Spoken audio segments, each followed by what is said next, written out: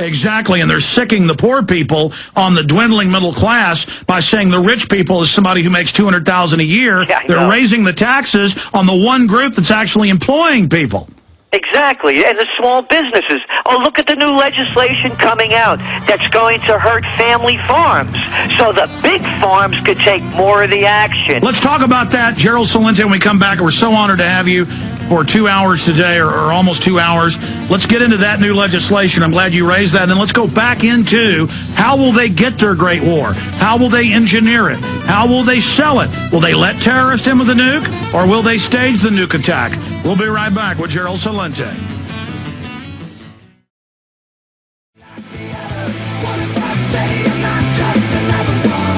This criminal takeover is so outrageous. I feel like just standing in front of a major bank that's a Federal Reserve shareholder and just screaming, they're robbing us with a sign. That's what Gerald Celente is saying. It's so outrageous. There's a lot of anger, but it's not the level it should be. We'll talk about provocateurs. We've been covering this for a month. Now the AP admits the Democrats are infiltrating Tea parties and posing as racist. They've been caught red-handed trying to false flag us. But, Gerald, you were getting into how they're attacking any group or any system that allows us to be dependent on ourselves, not dependent on the system. They don't want us to be self-sufficient.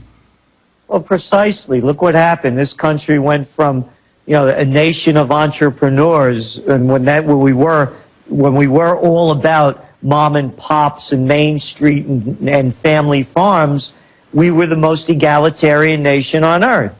And now the playing field has been changed, that only the big guys get the big breaks. And as I mentioned, the gap between the rich and the poor is now the widest in the U.S. of any of the industrialized nations. So, for example, there's a big push going on now for people that want to buy local. They want to buy family farm foods. Well, now they're pushing through legislation that's going to put a big burden on the family farms, and they're bringing in the federal inspectors to make sure that they follow the regulations to a T as they turn a blind eye to the big guys. So now the main streets are deserted. We've seen what happened to the family farms. The trends are moving favorably back in those directions. And what are they doing? They're not going to let it happen. They're going to make sure that we become a service sector society. Think of the word servitude, service, serf. Hey, look at the great jobs. You want to be a cashier at a 7-Eleven? Hey, I got one for you. How about working at Walmart's at 2 in the morning and crawling between shelves to stock them? That's what they're doing to the American public. And then they're going to take us to war when all else fails. All right, we're going to get back into that when we start the next segment. That's the key here, and I've got a whole host of issues I want to go through with the top trends forecaster in the world. Wrote the book on it, stunning accuracy in his trends. Again, we're so honored to have him. Trendsresearch.com. Gerald Celente is his name. I'm Alex Jones. If you just joined us, but I want to back you up on what you just said. Animal ID, premises ID. On both sides of my family, I come from farmers and ranchers. They come in with regulations. They say you've got to have premises ID, animal ID. You've got to have a $14 tag per chicken in your small chicken coop.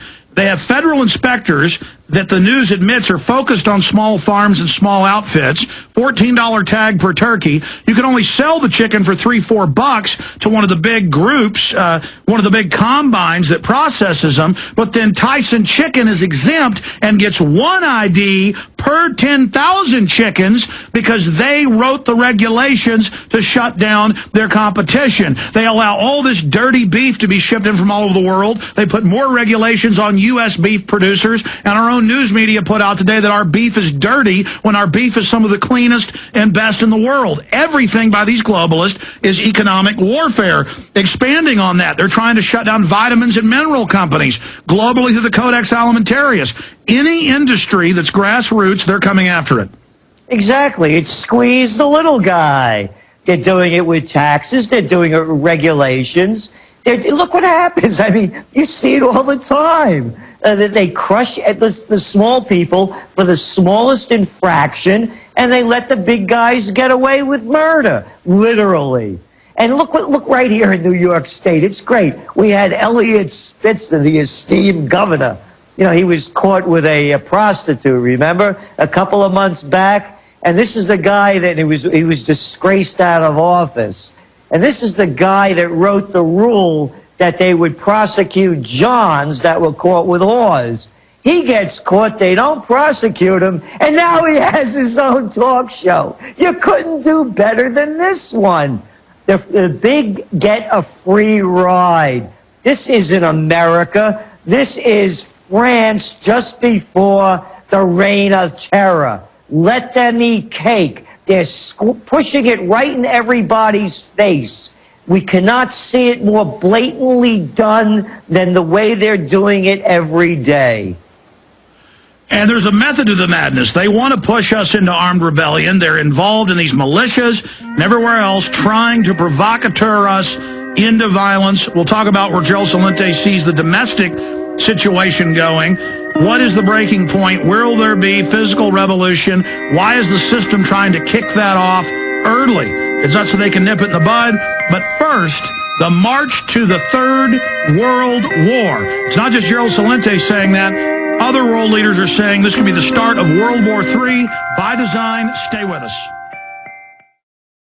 And, of course, information is important as well. Be sure and visit trendsresearch.com. Okay, Gerald, I want to start going to calls in the next segment and back into trends in the next hour, but I'm going to try to shut up here and just ask quick questions, but with key points. I know governments have staged terror. I know Operation Northwoods is an official U.S. government plan to stage 9/11 style attacks. I don't put it past these bankers, this isn't our government anymore, these corporate mafia, from staging a dirty bomb or even a nuke or busting somebody in a fake attack. Imagine the clampdown they could have. The only way I see them being able to launch their war on Iran, which they're now trying to blame suitcase nukes on, is a massive crisis. We've already been lied to about fictitious WMDs in Iraq once. Now they're just coming back with the same story. But I do see them staging terror. I've seen them hyping that the Tea Parties are violent. They've been caught planting people in there, even in the AP now, yesterday. So everything I see them do is false flag, setups, frame-ups. How do you see them getting us into a war, which the Rand Corporation said 2 years ago they need to build their new world order? Well, we believe Iran is going to be the target. The other one is there really may be a terrorist strike legitimately coming out of Pakistan. This should be the major news. Every day, virtually, they're sending predator drones in and killing scores of innocent people. I believe the number is well over 1,000 now in the last year. This is as old as the Old Testament. It's an eye for an eye. You have the greatest refugee crisis going on in Pakistan since Rwanda, and they're escalating that war even more. And of course, the CIA is behind sending these drones in. Since when was the CIA supposed to be in the battle like this? I thought they were only there to collect intelligence. So we're really looking at something, Alex, where we have well over 200,000 Pakistanis in this country. They're watching their families get murdered. You think they're going to be angry? They're going to say when terror strikes, they hate our freedom and liberty. How about they hate your foreign policy and they hate you for killing innocent people? Look what happened in Afghanistan 2 days ago. They strafed a passenger bus. There's plenty of hatred out there. False flag or real, we're forecasting in 2010 a 9/11 magnitude terror strike. And we're saying this as well so people can take proactive measures. What does it mean? Well, it means the things that you're talking about on your show, the products, the survival products, but it means having gold to us, but it also means what happened after 9/11. They shut the Wall Street down. I couldn't cash in my CDs because I wanted to get away from here because Indian Point nuclear power plant is just north of 9/11 and I'm of Ground Zero, and I'm just north of that. So when I went to get my CDs, I couldn't get them out because Wall Street was closed, their financial instruments. This time, when 9/11 magnitude terrorist strikes, we forecast they're going to close the banks. You're not going to be able to get your money out. And there's going to be cyber attacks as well. And when you do get your money out, the little bit they'll let you take out at a time, it's going to be devalued. Just like they devalued it under FDR when they called a bank holiday, just like they devalued it in Argentina, they'll devalue it again. That's one of the ways they're going to try to get out of this financial mountain of debt that's bringing down the nation.